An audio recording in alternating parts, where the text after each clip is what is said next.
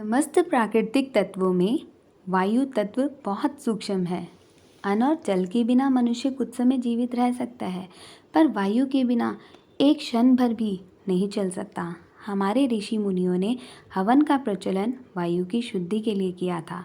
वायु तत्व बहुत जल्दी सक्रिय होता है, वह फैलता है, इसलिए जुकाम जैसे रोगों में सूंघने की दवाई ज़्यादा असर करती है। क्लोरोफॉर्म सूंघने से जितनी जल्दी बेहोशी आती है, वह खाने की दवाई से नहीं आ सकती। हमारे अंदर 5 प्रकार का प्राण होता है: प्राण, अपान, व्यान, उदान और समान। हमारे शरीर में वायु प्राण वायु के रूप में विद्यमान है। वायु तत्व से हमारे शरीर में वेग या गति का निर्माण होता है। शरीर में इसकी स्थिति नाभि में होती है। हमारे शरीर में स्पर्श करने की शक्ति व उसकी अनुभूति वायु तत्व से होती है। मृत्यु के बाद सबसे पहले जीव की सांसें चली जाती हैं। यह शरीर में प्राण वायु अर्थात ऑक्सीजन के रूप में विद्यमान है। हवा अदृश्य होकर भी जीवन में खुशियाँ और मन में उल्लास भरने का काम करती है। इससे ठंडक और ताजगी का एहसास होता है और सांस के जरिए शरीर को शक्ति मिलती रहती है।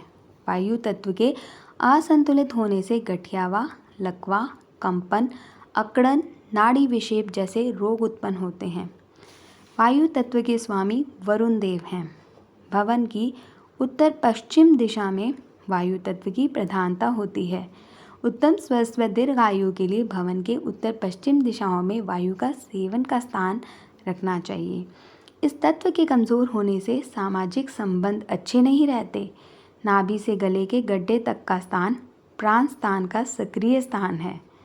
बड़े प्राण को 84 प्राणों में बांटा जाता है, जिसमें 5 प्राण हमारे दिनचर्या के लिए आवश्यक हैं। अगर आप ऐसा खाना खाते हैं जो गैस पैदा करते हैं, तो आपके अंदर ऊर्जा की कमी हो सकती है और आपकी प्राण शक्ति ठीक से काम नहीं करेगी।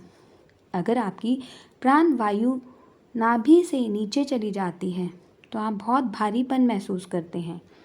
अगर आप बासी खाना खाते हैं, तो आपके शरीर में ज़्यादा गैस बनती है और प्राण वायु असंतुलित हो जाती है, जिसे ठीक नहीं किया जा सकता। आप जैसे सांस लेते हैं, चलते हैं, बैठते हैं, खड़े होते हैं, वो आपके शरीर में कुछ हद तक प्राण वायु को संतुलित करने में मदद करती है। अपने अंदर प्राण वायु को बढ़ाकर मानसिक तकलीफ़ें ठीक की जा सकती हैं। हमारे शरीर में वायु तत्व बाहर के वातावरण के अनुसार बदलता रहता है। प्रदूषण के कारण हमारे अंदर वायु तत्व असंतुलित हो जाता है। इसलिए गांव में खुली हवा में रहने वाले लोगों की उम्र शहर में रहने वाले लोगों की अपेक्षा ज़्यादा होती है, क्योंकि उनमें वायु तत्व ज़्यादा संतुलित होता है। वायु तत्व के प्रतीक हनुमान जी हैं, जो पवन देवता के पुत्र हैं। वायु तत्व के संतुलन से ऊर्जा, प्रभावशीलता और बौद्धिक क्षमता बढ़ती है। हम निरंतर प्राणायाम करके तथा स्वच्छ हवा में सैर करके वायु तत्व को अपने अंदर संतुलित कर सकते हैं। इसको संतुलित करने के लिए डीप ब्रीदिंग करें, यानी कि गहरी व धीमी सांसें लेकर इसे संतुलित किया जा सकता है, क्योंकि गहरी व धीमी सांसें लेने से ज़्यादा ऑक्सीजन हमारे अंदर जाती है। इसको संतुलित करने के लिए अनुलोम विलोम प्राणायाम करें।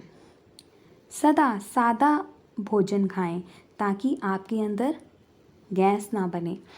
सुबह शाम पार्क में पौधों के बीच शीतल हवा में भ्रमण करने से वायु तत्व संतुलित होता है। इसको संतुलित करने के लिए वायु मुद्रा करें। वायु मुद्रा करने के लिए सुखासन या पद्मासन में बैठ जाएं। दिमाग शांत रखें और लंबी लंबी सांसें लेते हुए सांसों पर ध्यान दें। हाथों को घुटनों पर रख लें और हथेली आसमान की ओर रख लें। अपनी इंडेक्स फिंगर को मोड़कर अंगूठे के नीचे अच्छे से प्रेस करें और बाकी सभी उंगलियां सीधी रखें। वायु मुद्रा करने से मन को शांति मिलती है। हमारे पेट की समस्याएं और एसिडिटी पर काबू होता है। अपच की समस्या दूर होती है। हृदय के रोग भी ठीक होते हैं। नए कोशिकाएं बनती हैं।